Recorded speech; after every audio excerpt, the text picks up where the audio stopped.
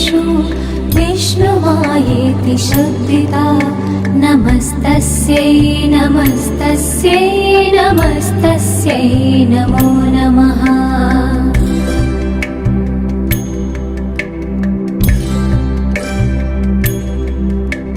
या देवी सर्वभूतेषु चेतनेत्यभिधीयते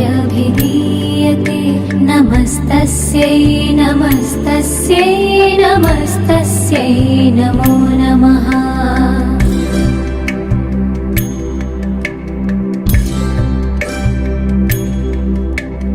या देवी सर्वभूतेषु बुद्धिरूपेण संस्थिता नमस्तस्यै नमस्तस्यै नमस्तस्यै नमो नमः।